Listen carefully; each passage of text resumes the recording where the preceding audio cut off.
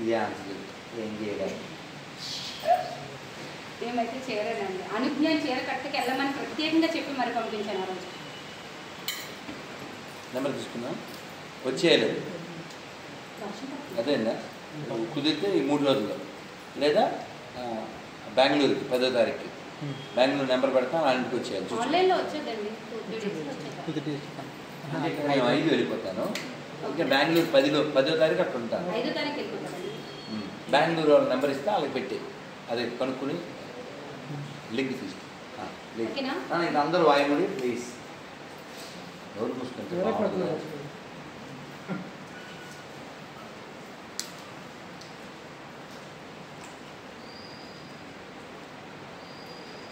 రావాలమ్మా.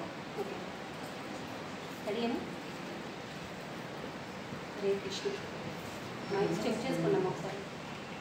ఇంతసేపు గడిచాం బేవర్చుకున్నారు ఇందాక నుంచి. 1 2 3 4 5 అంతే. మ్యాక్స్ టీవీ ప్రేక్షకులకు నమస్కారం.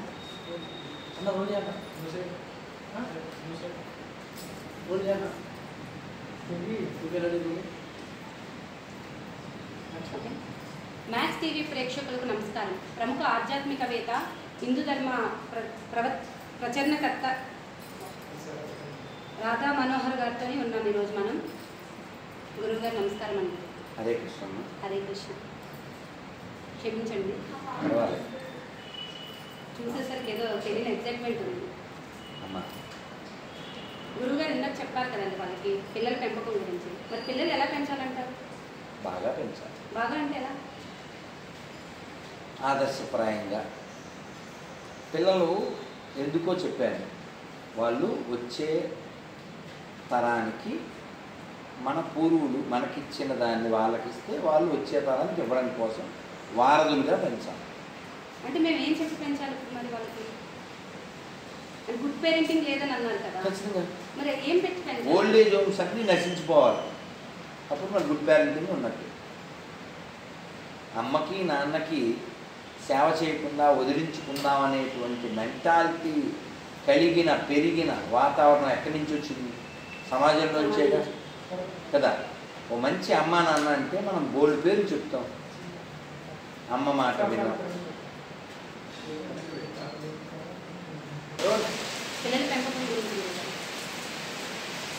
పిల్లలు ఎలా ఉంటే తల్లిదండ్రులకి ఆనందం, వాళ్ళు బాగా చదివితే, బాగా తింటే, బాగా ఉంటే. కానీ బాగా అంటే అర్థం ఏంటి? బాగా అంటే మాతృభావచ్చేనా? ఇదే హైదరాబాద్లో ఓ 10-15 ఏళ్ల క్రితం ఎవరి ఇంటికి వెళ్తే ఎంతమంది పిల్లలు ఉన్నారు? 3 అన్నారు. 2 కనబడుతున్నారు.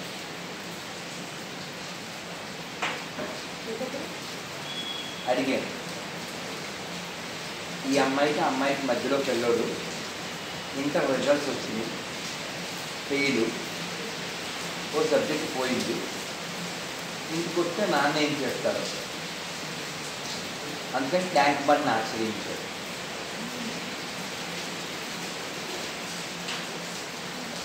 అంత చదువు చదవకూడదు, అంత చదువు చదివించుకోకూడదు. చచ్చిపోయాను చదువు ఎందుకమ్మ దిక్కుమాలని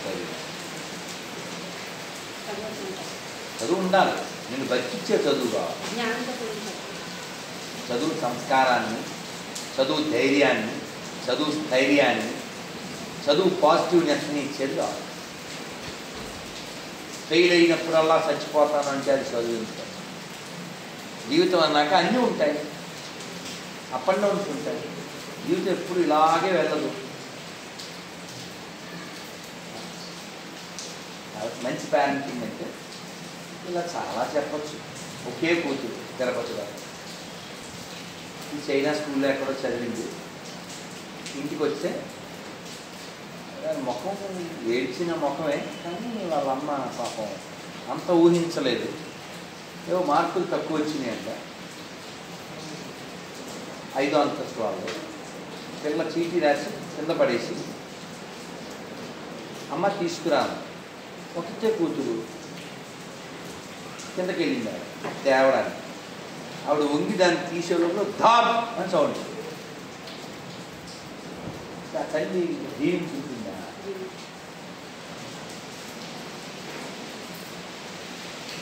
ఆ స్కూల్లో తిట్టారంట, మార్కులు తక్కువ వచ్చినాయి అని. పిల్లలు కూర్చోబెట్టి చెప్పాలి, జీవితంలో మార్కులు ఉండొచ్చు, మూర్ఖులు ఉండకూడదు. జీవితంలో చాలా చేయడానికి పుట్టాం, కేవలం మార్కుల కోసం పుట్టలేదు, ర్యాంకుల కోసం మాత్రమే పుట్టలేదు. అది ఒక పార్ట్ అండి. ఈ బాడీ ఉంటే మనం చాలా సాధించవచ్చు. ఒక గ్రేట్ కాజ్ కోసం చచ్చిపోతే వచ్చే తరాలు గుర్తుపెట్టుకుంటాయి. అలా గ్రేట్ కాజ్ కోసం చచ్చిపోయిన వాళ్ళు ఓ భగత్ సింగ్, ఓ రాజ్గురు, ఓ సుఖదేవ్. పోరాడి చనిపోయిన వాళ్ళు ఓ నేతాజీ, ఓ వీర సావర్కర్, అలా ఓ ఉద్దమ్ సింగ్. అలా ఒక్కరు కాదు, ఆజాద్ చంద్రశేఖర్, అలా ఎందరో. కాబట్టి ధీరుల్లాగా జీవించి వీరుల్లాగా ధీరుల్లాగా మరణించాలి తప్ప చిన్న చిన్న కారణాలు, అమ్మ తిట్టిందని, నాన్న కొట్టాడని, ఫ్రెండ్స్ అవమానించారని చచ్చిపోయేంత పిరికి బతుకైతే బతకూడదు అని పిల్లలకు చెప్పాలి. పాజిటివ్నెస్ అని పెంచాలి. స్కూల్లో ఆడపిల్లలు నీళ్లు తాగట్లేదు. ఎందుకు తాగట్లేదు? నాకెవరు చెప్పారు? ఒక 3 ఆడపిల్లల తండ్రి చెప్పారు, ఆర్మీ పర్సన్. దాన్ని హెల్త్ పాడైపోయింది, ఇంటికి తీసుకొచ్చేసాను స్వామి. అంత చదువుకు వచ్చకు కూడా పోవడానికి భయపడే అంత పెద్ద చదువులు ఎందుకండి?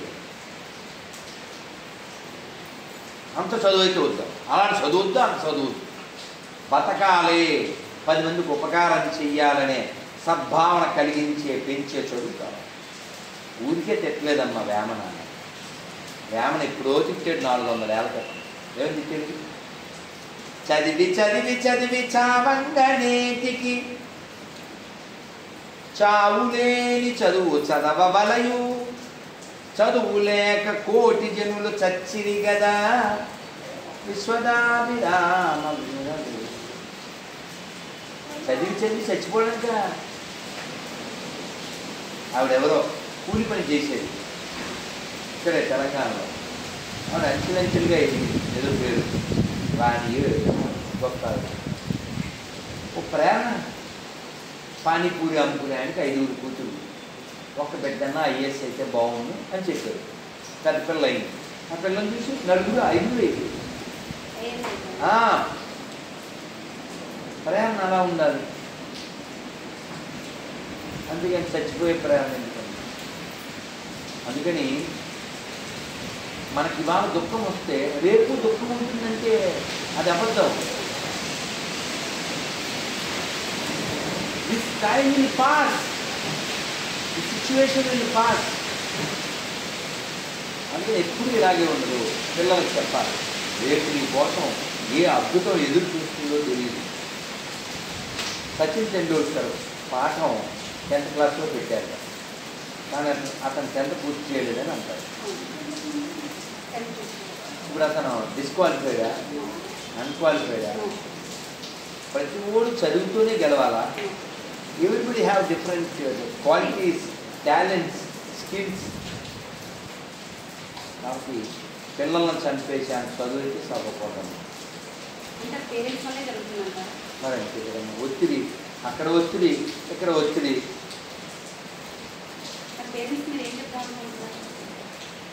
పిల్లలతో ర్యాపో ఉండాలి. వాళ్ళు ఎవరితో తిరుగుతున్నారు? Tell me about your friends, I will tell you who are you. అది కూడా ముఖ్యం. లేకపోతే మేసం కూడా రానోడు డ్రగ్స్ ఎలా తీసుకుంటున్నారు? 15 ఏళ్ళ అమ్మాయి కడుపు ఎలా వస్తుంది? ఇవన్నీ ఎందుకు జరుగుతున్నాయి? పేరెంటింగ్ అంటే పేరెంట్స్ అంతా చెడ్డవాళ్ళని కాదు, వాళ్ళ జీవితాలు వాళ్ళకు ఉంటాయి. కానీ వాళ్ళు బతికేది దేనికోసం? వీళ్ళ కోసమే కదా. ఈ పిల్లలే పాడైపోతాయి, ఈ పిల్లలే చచ్చిపోతాయి. ఓ తల్లి గైనకాలజిస్ట్ ఏడుస్తూ చెప్పింది, మేము చీపురు కట్ట పుచ్చుకుని మమ్మల్ని పట్టలేము, కొడితే మీరు ఎక్కడ బాధపడతారో అని. ఒక్క కూతురు అంట ఎవరితోనో లేచిపోయింది, వాళ్ళు మోసం చేసేది చచ్చిపోయింది. అమ్మ ఎందుకు గుర్తురాదు, నాన్న ఎందుకు గుర్తురారు? నేను సోనాక్షి సిన్హా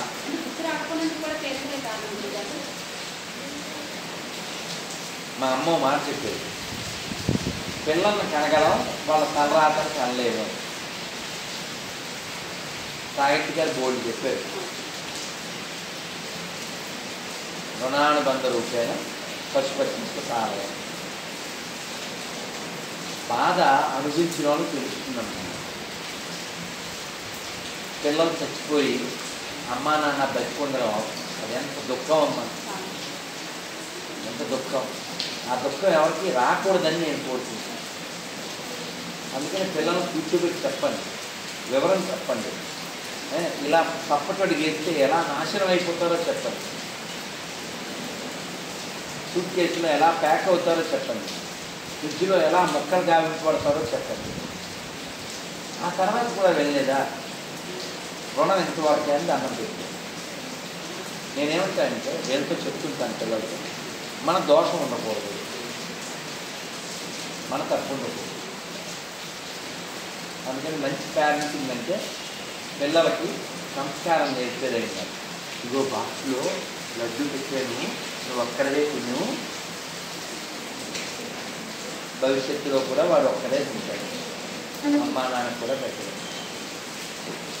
కాబట్టి మంచి పెంపకం అంటే సమాజాన్ని కలుపుకుంటూ దైవం ఒకడు ఉన్నాడని, అతను చూస్తున్నాడని. లంచం తీసుకుంటున్నారే, వీళ్ళందరికీ అమ్మ భయం నాన్న భయం ఉంటే లంచం తీసుకుంటారా? ఒక ఒట్టు వేయించండి, నువ్వు పెద్దోడయ్యాక లంచం తీసుకుంటే నా మీద ఒట్టు అని అమ్మ ఒక ఒట్టు వేయిస్తే తీసుకుంటే వాడు దిక్కుమాలి చదువుతాడు, వాడు గొడవ వదిలేదు. కనీసం నీ ప్రయత్నం చేయాలి. మాతృదేవోభవ నేర్పిస్తే, పితృదేవోభవ నేర్పిస్తే, వాళ్ళకి ఆ వాల్యూ తెలిసేలా నువ్వు చేస్తే. ఎప్పుడైనా ఏవో లింకులు పెడుతుంటారు, అది నొక్కితే ఇన్స్టాగ్రామ్లోకి వెళ్తుంది, ఆ తర్వాత ఏవేవో వస్తుంటాయి. 10-12 ఏళ్ళు కూడా ఉండవు పిల్లలు. భగవంతుడా ఎవరు ఎంకరేజ్ చేస్తున్నారు వాళ్ళు? వాళ్ళకి అలాంటి బట్టలు ఎవరు కొనిస్తున్నారు? కాబట్టి టాలెంట్ అంటే కేవలం ఒళ్ళు చూపించడం కాకూడదుగా. ఎవరో పిల్ల పేరు తెలియదు, చక్కగా నామాలు పెట్టుకుని జటాటవి గల జల ప్రవాహ పాది చొప్పలే గలేవలంప్యలం ఎంత జస్ట్ ఆ ముఖ కవలికలతో బంగారు తల్లి ధనం పెట్టకూడదు అంతే. చిన్నపిల్ల బంగారు తల్లి అంతే. అలా బంగారు తల్లి ఎందుకుండకూడదు? రాకేశ బల్లి ఎందుకుండాలి?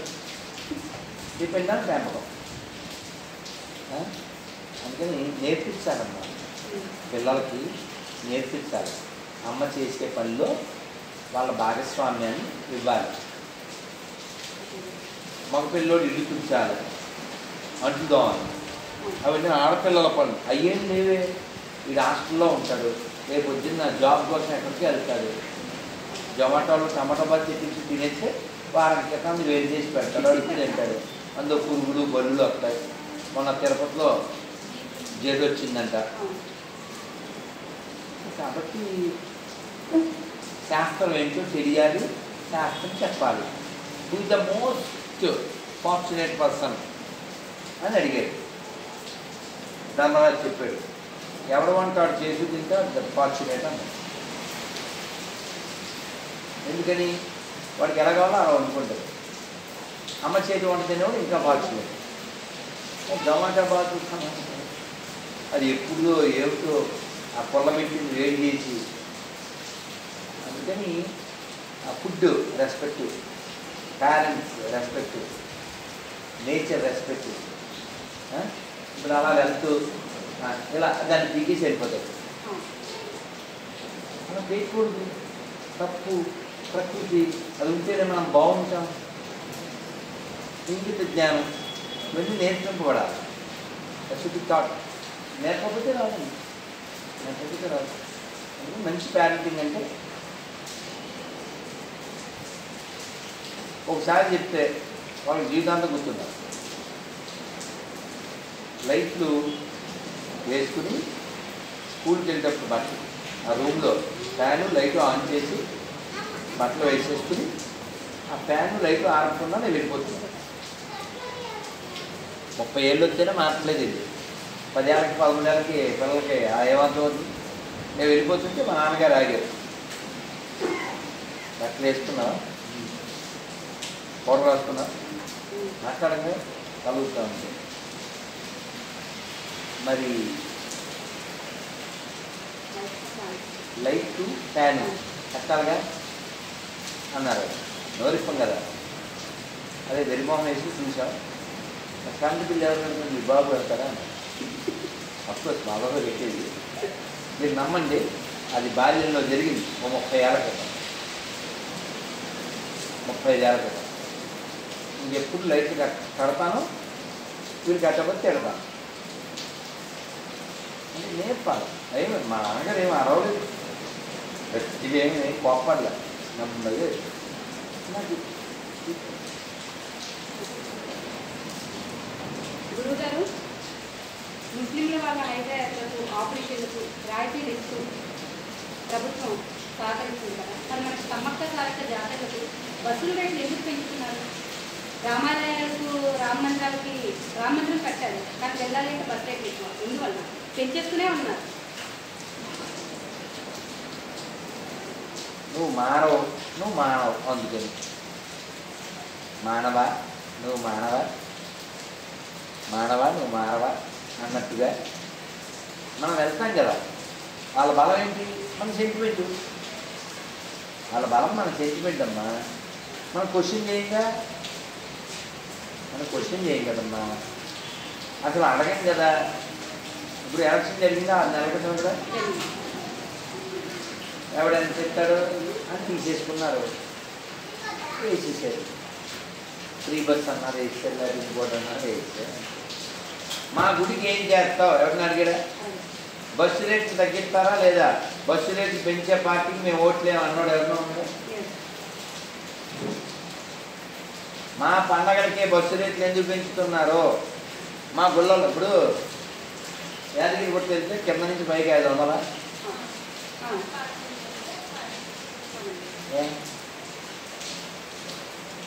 మన గుళ్ళోనే డబ్బులతో పని ఎందుకు వచ్చింది? మన గుళ్ళో డబ్బులు ఎత్తిపోతారు గవర్నమెంట్. కేటీఆర్ అప్పుడు చెప్పాడు, ఆయన దేవుడు నమ్మడని చెప్తాడు. ఆయన ఏం చెప్పాడంటే, మేము చాలా ముందు చూపుతో 1200 కోట్లు పెట్టి యాదగిరి గుట్ట గుడి కట్టాం, దాని నుంచి రోజు ₹1 ఆదాయం అవుతుందంట. అంటే ఏంటి? ఓపెన్గా పబ్లిక్లో ఒప్పుకున్నాడు. ఏమని? దేవాలయాలు డబ్బులు వచ్చే ప్లేసెస్. మరి నేను అప్పుడు అడిగాను, ఇప్పుడు కూడా అడుగుతాను. గుళ్ళోంచి ఎంత ఎత్తుకెళ్తున్నారు, మసీద్ నుంచి ఎంత వస్తుంది, చర్చి నుంచి ఎంత వస్తుంది చెప్పండి చూద్దాం. ఎవరినన్నా లేని గవర్నమెంట్ చెప్పండి, ప్లీజ్ రివ్యూ. మన గుళ్ళో డబ్బులు ఎత్తుకెళ్ళి మనకే టికెట్, మన గుళ్ళో డబ్బులు మన గుళ్ళో భూములు ఎత్తుకెళ్ళి మనకే ఎక్కట్లు. ఎందువల్ల? నువ్వు హిందువులా ఫీల్ అవ్వవు, హిందువులా ఓటు వేయవు, హిందువులా థింక్ చేయవు. కాబట్టి వాళ్ళ తప్పే ఉంది. నువ్వు కులానికి పరిమితంగా ఆలోచిస్తావు. కాబట్టి దోషం వాళ్ళదా నీదే మనదే అమ్మా. కాబట్టి గవర్నమెంట్ అలాగే ఉంటుంది. నువ్వు ఇలా ఉన్నంత కాదు. క్వశ్చన్ చేయి. నువ్వు మెజారిటీ దీనికి ఉదాహరణ చెప్పారు రాజీవ్ దీక్షిత్. ఏంటంటే, సార్ నల్లబెల్ల ఉందండి షాప్లో అని అడగండి. లేదు అంటాడు.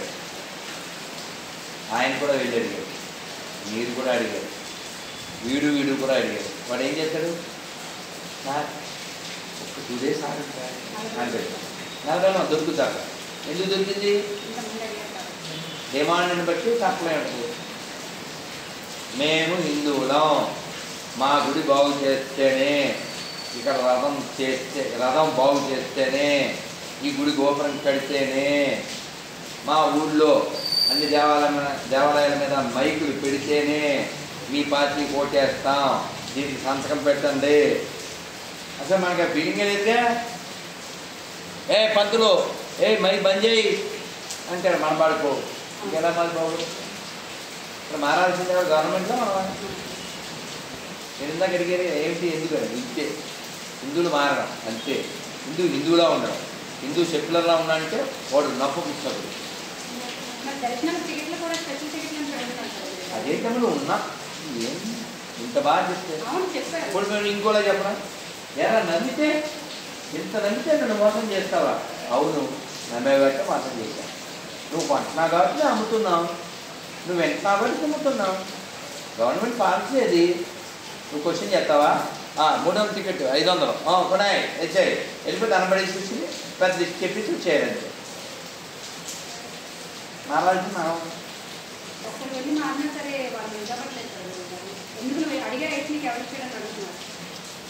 వాళ్ళ పని వల్ల నువ్వు ఫీల్ అయితే నీ వాయిస్ వస్తుంది. ఇప్పుడు నేను ప్రశ్నిస్తున్నాను లేదా, తిరుమలలో ఫైట్ చేశాను లేదా, నా మీద కేసులు పెట్టారు, నా గురించి ఇష్టం వచ్చినట్టు వాళ్ళ వెబ్సైట్లో రాశారు, నా డైలీ ఎవరు ఈవోలో వాగారు, నా వెనకాల పోలీసులు పంపారు, నన్ను ఇబ్బంది పెట్టారు, హెరాస్ చేశారు. నేను తగ్గలేదుగా. తిరిగి వాళ్ళు ఏం సాధించలేదమ్మా. ప్రశ్నించడానికి భయపడితే అలాగే బతుకు. ఏం చేయలేరు. ప్రశ్నించడానికి భయపడితే ఏమీ జరగదు. ప్రశ్నిస్తే పోయేది బానిస సంఖ్య.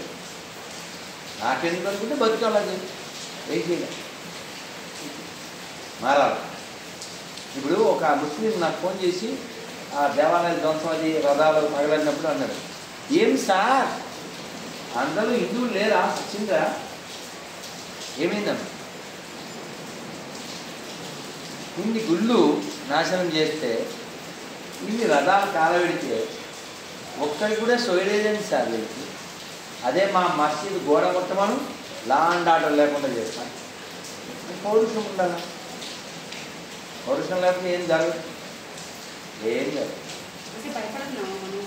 ఏ డౌటా? నువ్వు అందరికీ భయపడతావు.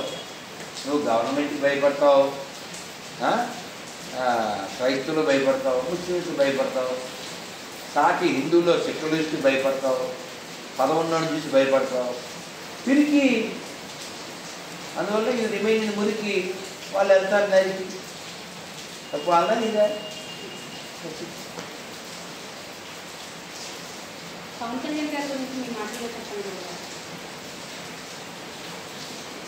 ఆయనది ఒక వీడియో చూశాను. 2019లో ఓడిపోయింది, 2024లో నేను నెగ్గింది. 2 పెట్టేది పట్టుకోవడం. 2 సమయాల్లో ఒకే వాయిస్ ఉంది అని చెప్పాడు. బేస్ అదే ఉంది. ఆయన ఏం చెప్పాడంటే, నేను ఆలోచించే వచ్చాను, ఓటమి ఉంటుంది, అవమానాలు ఉంటాయి, కష్టాలు ఉంటాయి, అయినా 25 ఏళ్ళు రాజకీయం చేయడానికి నిర్ణయించి వచ్చాడు. ఆయన నిలబడ్డాడు, గెలిచాడు. పారిపోయినాడు ఎక్కడో అనామకుడు. అందుకని ఏ రంగంలో అయినా సరే ఓడిపోయిన వెంటనే పారిపోకూడదు. అలా ఉండంతే. మళ్ళీ టైం వస్తుంది. ఉండదు. అలా ఉంటే చాలు. ఉండి పని చేయాలి. అందుకని ఇది గేమ్ చేంజర్.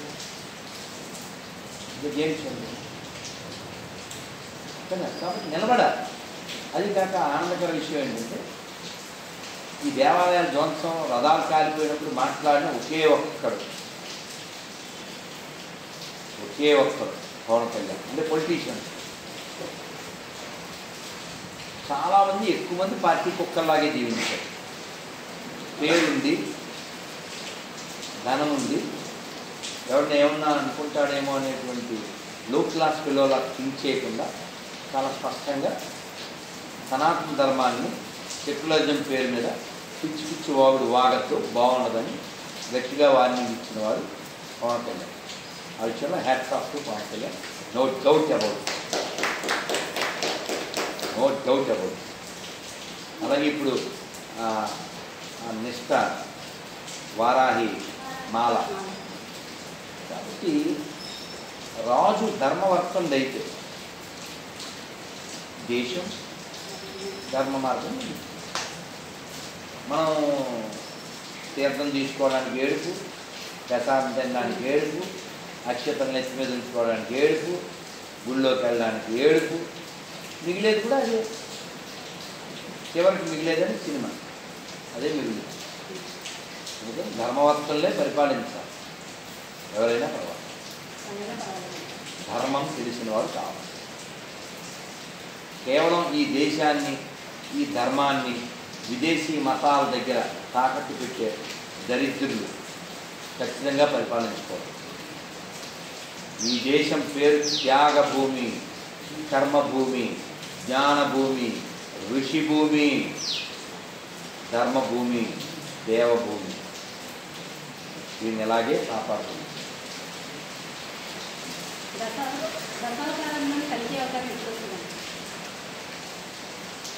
ఇంకా 4,27,000 సంవత్సరాలు.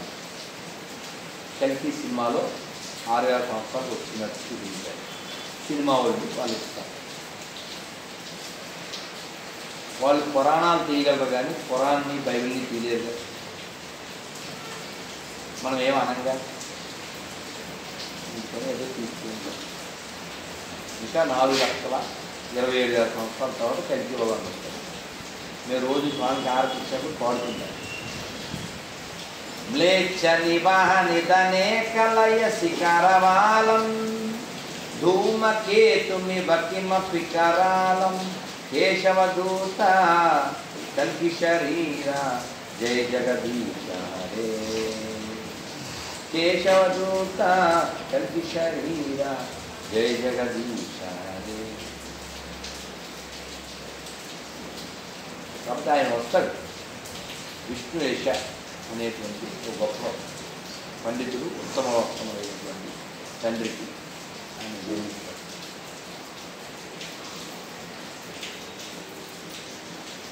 శ్రీకృష్ణుడికి అంతమంది భార్యలు అంటారు కదా, అది నిజమేనా గురుగారు?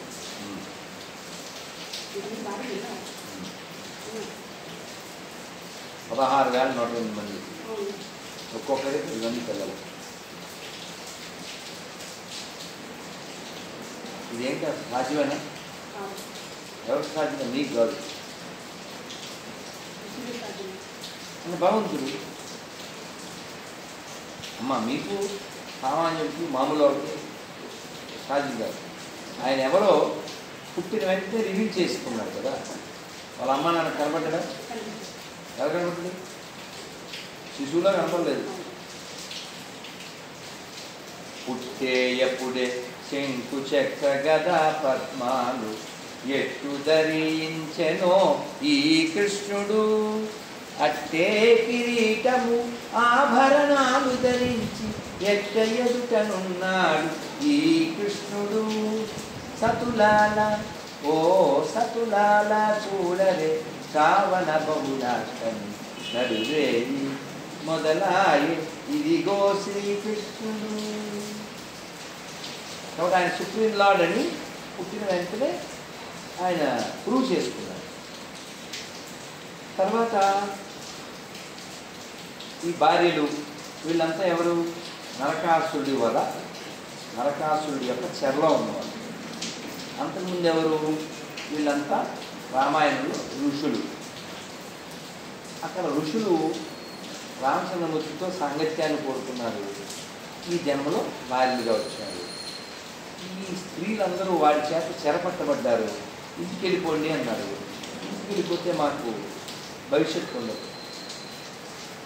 వాళ్ళందరినీ ఉద్ధరించడానికి వివాహం చేసుకున్నాడు. అటు పూర్వ అవతారంలో ఇచ్చిన మాట నిలబెట్టుకున్నట్టు వీళ్ళు ఉద్ధరించినట్టు. నారదుడికి తెలిసింది ఈయన మ్యారేజ్ అయిందని. అసలు ఇంతమందిని పెళ్లి చేసుకుని ఈయన అసలు ఎలా కాపురం చేస్తున్నాడు అని ఒక ఇంటికి వెళ్ళాడు. ఆ ఇంట్లో ఆయన హోమం చేస్తున్నాడు. ఇంకో ఇంటికి వెళ్ళాడు, ఇంకో భార్యతో కూర్చుని అక్కడ కబుర్లు చెప్తున్నాడు. ఇంకో ఇంటికి వెళ్ళాడు, ఆ భార్యతో కూర్చుని ఇంకొక పూజో యజ్ఞో చేస్తున్నాడు. ఒకేసారి 16,108 గృహాల్లోనూ ఉన్నాడు ఆయన. అలా ఉండగలరా మామూలు వాడు ఎవరు? కృష్ణుడు 16,108 మంది భార్యని పెళ్లి చేసుకున్నాడు అని నమ్మినప్పుడు ఆయన కొండను కూడా ఎత్తాడని నమ్మాలి. 16,108 మంది ఇళ్లలో ఒకేసారి ఉన్నాడు అని కూడా నమ్మాలి. నీకు కావలసింది మాత్రమే నమ్ముతాను, మిగిలిన అమ్ముతానంటే కుమ్ముతాడు కదా. కాబట్టి అది వ్యాసోచితం జగత్ సర్వం. వ్యాసుడు గారు చాలా స్పష్టంగా భాగవతంలో రచించారు. ఇట్ హ్యాస్ టు బి గురువు గారు శాంబల కలిపి అవతారంలో శాంబల నిజంగా శంబల జరుగుతుందా? శంబల అనేది ఒక నగరం. అది హిమాలయాలండి జరుగుతుందండి. ఇంకా చాలా సమయం ఉంది, మనం ఎవరో ఉందాం, ఆ టైంలో ఇలా ఉందాం, అలా అసలు ఉండాలని కోరుకోకూడదు. ఎందుకు కనిపెట్టలేకపోయారు? హిట్లర్ కూడా ఎందుకు కనిపెట్టలేకపోయారండి? ఇప్పుడు ఎవరు పడితే వాళ్ళు ర్యాకెట్లో కూర్చోబెడతారు.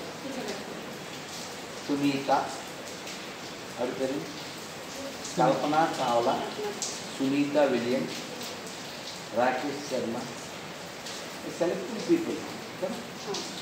వాళ్ళకి మనలాగే 2 కాళ్ళు చేతులు ఉన్నాయి. లక్ష్మీ గోవన్ 6 కుదరదు. They should be qualified. అందుకే మా పెద్ద స్వామి వారి ప్రభుపాద వాళ్ళు చెప్తారు, don't try to see God, you behave such a way God want to see.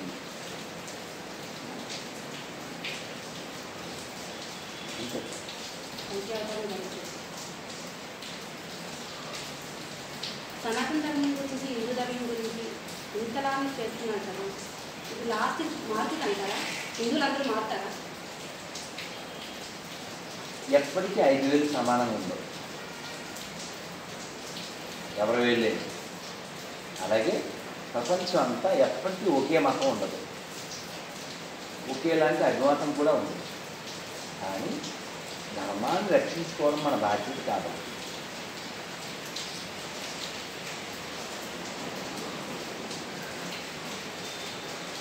ఒక ఆయన ఊబిలో పడిపోయాడు, కూలిపోతున్నాడు. చెట్టు ఉంది, ఆ చెట్టు మీద 2 ఉడతలు లాంటి జీవులు ఉన్నాయి. ఇతనికి ఏ హోపు లేదు. వాటి వంక చూశాడు కళ్ళతో. అవి ఒక కొమ్మ పడేసి ఆ కొమ్మ పట్టుకుని పైకి. ఇన్ని సంవత్సరాల నుంచి చేస్తున్నారు కదా, ఎవరినైనా మార్చగలిగారా? ఇప్పుడు ఈ గొర్రెలతో పేపర్ ఉంది కదా, ఏంటన్నా గొర్రెల పేపర్లో ఓకే 26 క్వశ్చన్. ఒక ఆయన ఫోన్ చేసి ఒక 10-15 రోజుల క్రితం,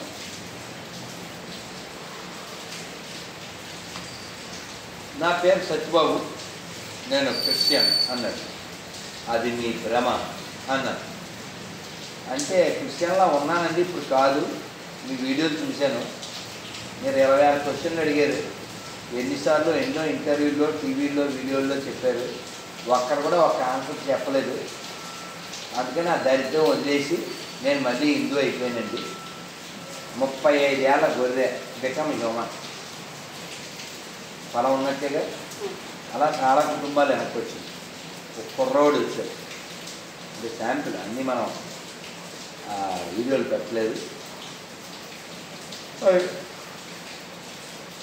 అమ్మా కాబట్టి ప్రయత్నం చేయాలి, ప్రయత్నం చేస్తూనే ఉండాలి. ఆఖరి శ్వాస వరకు అంతే. ప్రయత్నం చేస్తున్నంత కాలం మాత్రమే మనం బతికున్నట్టు. ప్రయత్నం నిలిపితే మనం చచ్చినట్టు.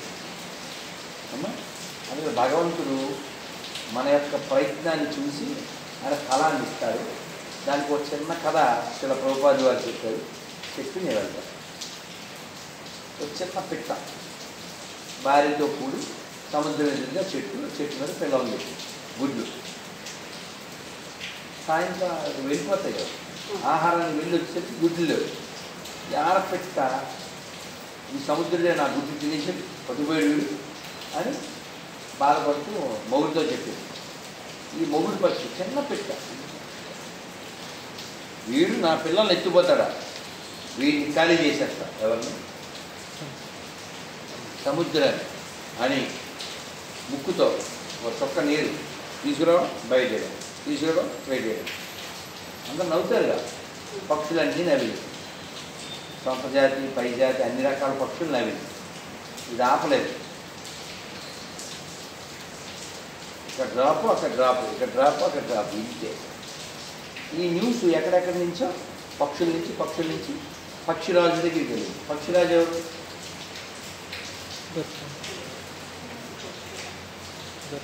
గరుత్మంతుడు. గగరాజు నీయానతి గని వేగ చనలేరు గగనానికి లకు బహుదూరం బలినాడు. ఆయన తెలిసింది, అయ్యో నా చిన్న తమ్ముడికి కష్టం వచ్చిందా అని గరుత్మంతుడు వచ్చేసాడు. సముద్రుడితో చెప్పాడు, సముద్ర, నా తమ్ముడు చెప్పిన పని నేను చేస్తాను. ఆ గుడ్లు తెచ్చేసాడు. నువ్వని తెచ్చేవాడు. సముద్రం ఖాళీ చేసేస్తాను కదా, ఈ చిన్న పెట్ట, ఆ పని నేను చేస్తాను. ఆ గుడ్లు తెచ్చేసాడు. అంటే ఇక్కడ పట్టుదల, తన శరీరం, తన స్థాయి ఇవేం ఆలోచించాలి. పట్టుదల. అందుకని పట్టుదల ఉన్నవారికి దైవం అనుగ్రహిస్తుంది. అందుకని ప్రయత్నం ఆపకూడదు. ఎంతటో అయిపోయిందని ఎప్పుడూ అనుకోకండి. అది ఏ విషయంలో కూడా. పరీక్షలో ఫెయిల్ అయిపోవచ్చు, వ్యాపారంలో ఫెయిల్ అయిపోవచ్చు, ఇంకో దాంట్లో ఫెయిల్ అయిపోవచ్చు. If all doors close, don't think it's an end, think it's only training. ఈ కొమ్ములు వచ్చుంటాయి, ఆ కొమ్ములు కోయడానికి భగవంతుడు ఏవో తీసేస్తాడు. అంతే తప్ప మన ప్రయత్నం ఆపమని కాదు. సముద్రంలో కొట్టుకుపోతున్నారు. షిప్పు ముక్కలైపోయి ఆ 2 చెక్క ముక్కల మీద ఈదుతూ ఎటు చూసిన అనంత సాగరం. ఒకడు అన్నాడు, ఎందుకు ఈత, ఎంత ఈదిన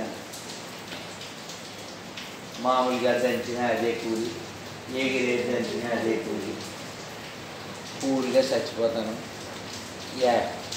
ఏదం అన్నాడు. రెండోవాడు అన్నాడు, ఎందుకురా చచ్చిపోవడం, దేవుడు ఉన్నారు కదా, ప్రయత్నం చేద్దాం. ఏం ప్రయత్నం, ఎక్కడ గట్టు లేదు, చెట్టు లేదు, చేతుల్లో పట్టు లేదు, ఏమి ఈస్తాను అన్నాడు. ఇది మా శిక్షా గురువు గారు హిజ్ హోలీనెస్ రేవతరామకుడు చెప్పినటువంటి ఒక 5 కాలం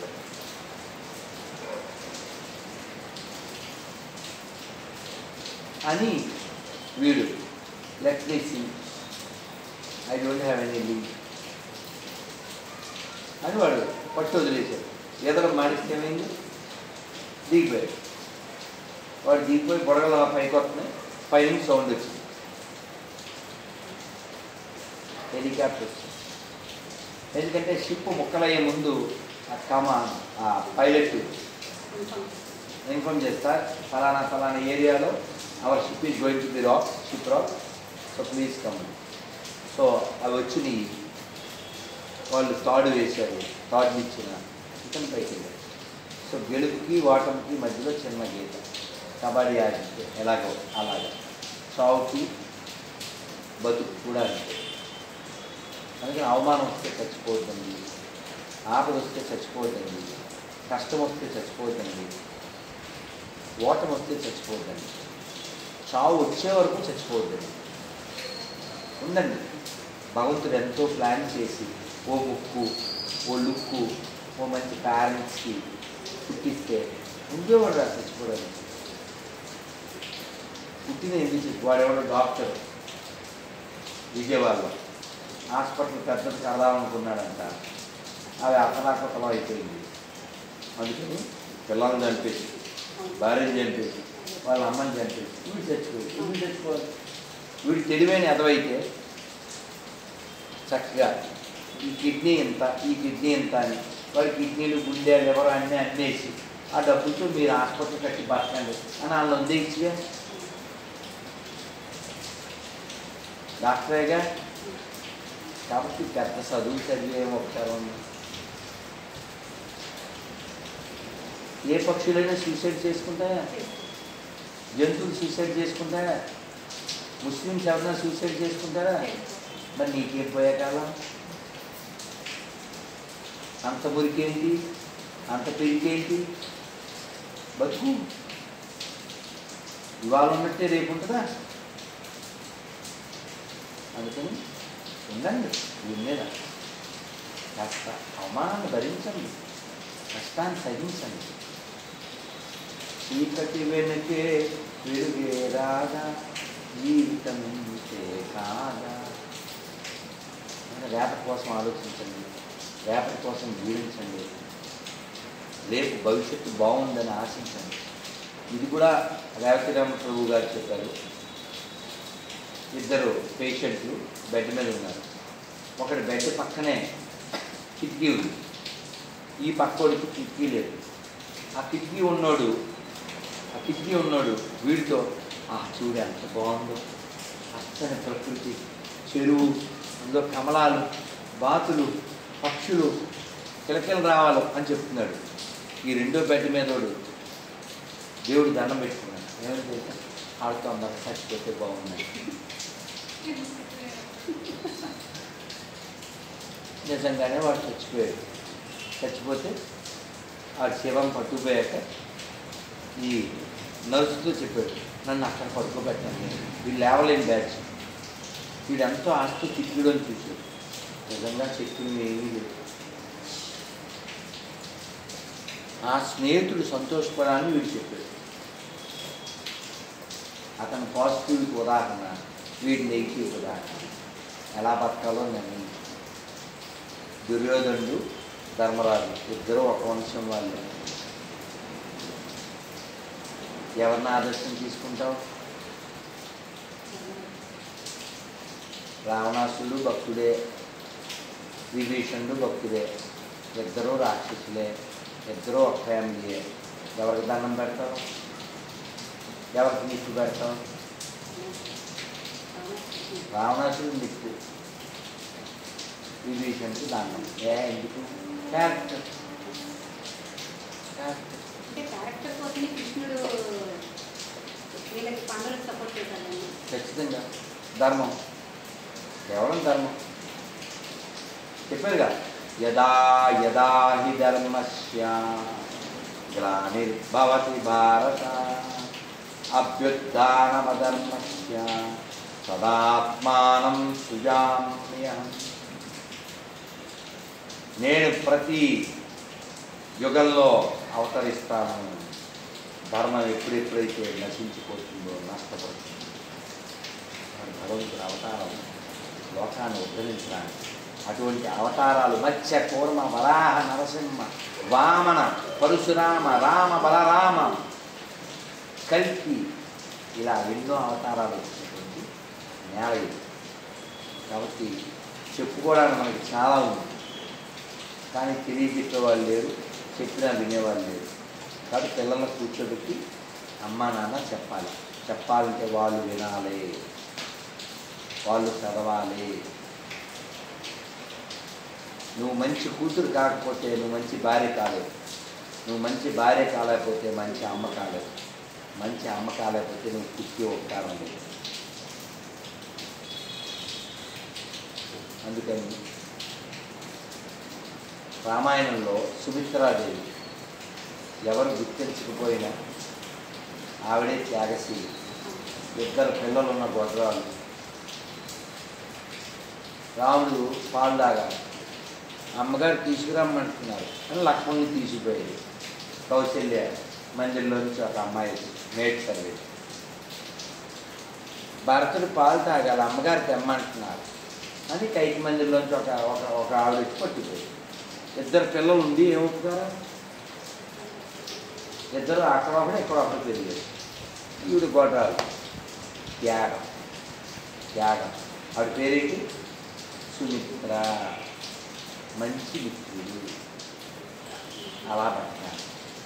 చెప్పింది తెలుసా లక్ష్మణుడితో, ఆయన నువ్వు ఎప్పుడైనా నేను గుర్తొస్తే మాం విద్య జనకాత్మజ, మాం నేను, జనకాత్మజ సీతాదేవిలో నన్ను చూసుకో. రామం దశరథం విద్ధి, రాముడే దశరథుడు అనుకో. నువ్వు వాళ్ళ కోసమే పుట్టావురా. ఏ తెల్లన్నా చెప్పుద్దా? అలాంటి త్యాగమూర్తులు పుట్టిన నెలలో మనం పుట్టాం. ఓ పిచ్చి తల్లి హైదరాబాద్ ధనలక్ష్మి గొర్రె నాకు ఫోన్ చేసింది. మీరు మా దేవుడికి తిడుతున్నారు, పౌరుషం కలిగిన స్త్రీగా నేను ప్రతిస్పందిస్తున్నాను. పౌరుషం అనే పదాలు అది వాడకూడదను. నీ పేరేంటి? ధనలక్ష్మి. ఈ పేరు పనికిమాల బైబిల్లో ఉంటుంది. ఎందుకని? నువ్వు మాకే ఇక్కడ వాళ్ళతో పుట్టారు.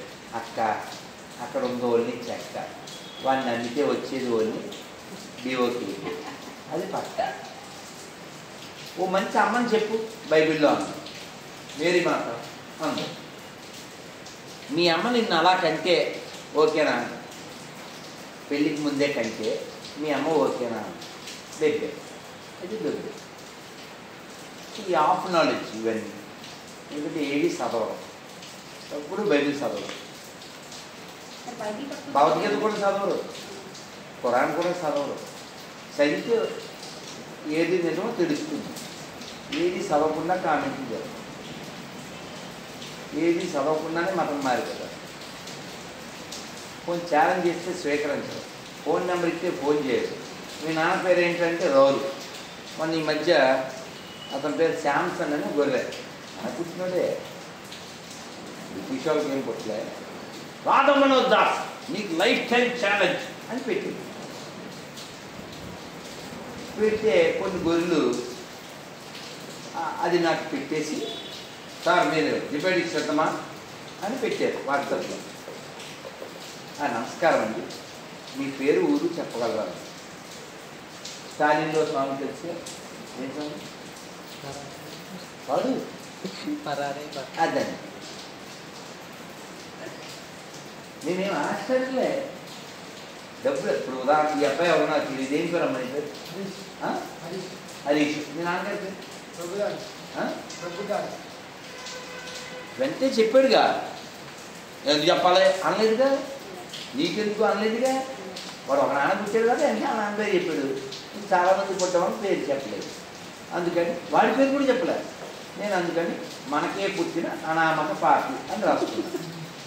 తండ్రి పేరు చెప్పడానికి బయట కొంచెం సెల్లో ఉంటుంది, పిరికి పార్టీ. అయ్యే పేర్లు ఉంది, మీరు కొట్టినందు నా సెల్లో. అరే అమ్మా నాన్న పేరు చెప్పలేదు, దరిద్ర బతుకులు. నాతో డిబేట్ ఏం చేస్తారు మీరు కదా? అందుకని డిబేట్ చేస్తాను. ప్యూర్ గొర్రెలై ఉండాలి, మన పుట్టి ఉండకూడదు. తన పూర్వీకులు హిందువులు కాదు అని చెప్పగలిగి ఉండాలి. అవుదా? అందుకే పాట పాడతాను నేను. ఏం పాట? James father Jackson, Jackson father Jaipal, Jaipal father Jairam, grand father ఒక్కడే, గతమంతా మనదొక్కటే. గ్రాండ్ ఫాదరు ఒక్కడే, గతమంతా మనదొక్కటే. ఇది మన దేశం, ఇది మన దేశం, ఇది మన దేశమురన్నా, ఇది స్వర్గము కన్నా మిన్నా. వేష భాషలు రూపురేఖలు మత భేదాలెన్నున్నా, మనమంతా ఒకటేనన్నా, మన గతమంతా ఒకటేనన్నా. కాబట్టి అందరూ మనోళ్ళే, అందరూ మనోళ్ళే, అందరూ ఎక్కడ వాళ్ళకి కూర్చున్న వాళ్ళే. ఎవ్వడు బయటోడికి పుట్టలేదు. ఇంకా బాగా చెప్పాలంటే ఇక్కడ పులి ఎరా మీ అమ్మ అడిగి పులిందా, మీ ఇంటికి పులి వచ్చిందా? Same question applicable to this గొర్రెల్స్. అందుకని తన గతం మర్చిపోయి మతం మారి మూర్ఖులై సమాజ విచ్ఛిన్నానికి ప్రయత్నం చేస్తున్నటువంటి ఎడారి మతాల నుంచి ఈ దేశం కాపాడబడాలి. సర్వే జన సర్వే జన సర్వే జన అని కోరుకునేటువంటి సనాతన ధర్మం బతికితే ప్రపంచంలో మానవత్వం ఉంటుంది. ఇస్లాం క్రైస్తవం పెరిగితే ప్రపంచం మరిన్ని మొక్కలవుతుంది. ఆల్రెడీ చెక్ చేసుకోండి. జై శ్రీరామ్ కొత్త దేశం పుట్ల జై శ్రీకృష్ణ, కొత్త దేశం పుట్టలేదు. మరి ఏమంటే కొత్త దేశాలు పుట్టితే చెక్ చేసుకోండి. కాబట్టి అన్ని మతాలు సమానం అనే దరిద్రులు ఎవరన్నా ఉంటే నిరూపించండి. అబద్ధం కాబట్టి మన దేశం సనాతన ధర్మానికి సంబంధించింది. This land belongs to Shiva, this land belongs to lord Rama, this land belongs to Vyasa, this land belongs to lord Krishna, this land belongs to Valmiki. This is భరతవర్షే, భరతఖండే, ఇట్స్ కాల్డ్ భారతవర్ష. భరతుడు అనే రాజు పరిపాలించడం వలన ఇది భరతవర్షమైంది. దీనికి ఇంతకుముందు ఇలావత వర్షం అని పేరు లేదు. మనకి ఎవిడెన్స్ ఉంది, ఎపిక్స్ ఉన్నాయి, ఎథిక్స్ ఉన్నాయి. ఈ మూడు లేని వాళ్ళే ఎడారి మతస్థులు. ఒక మంచి అమ్మని చూపించు అని ఒక క్వశ్చన్ ఉంటుంది ఆ పేపర్లో. అడగండి, పోనీ ఎవరికైనా ఫోన్ చేయండి, ముస్లింకి క్రిస్టియన్స్, ఒక మంచి అమ్మని చూపించమని చూద్దాం. స్త్రీ గురించి ఆ దాంట్లో ఏం రాశారో చూపించమని చూద్దాం. పోనీ మాటలు మీరు చెప్పండి. ఇప్పుడు భూమి మీద వచ్చిన 40 ఏళ్ళు అయిందా? ఓ 10 మంది ముస్లిం స్త్రీలు గొప్ప వాళ్ళని చెప్పమని చెప్పండి.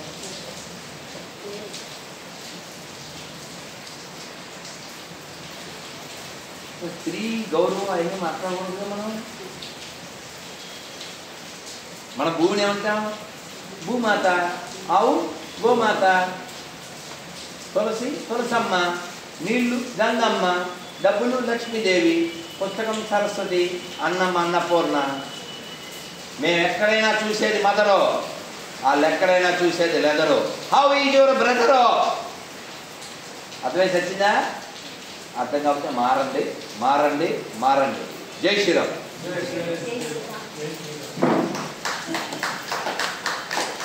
తిప్పరా తిప్పడం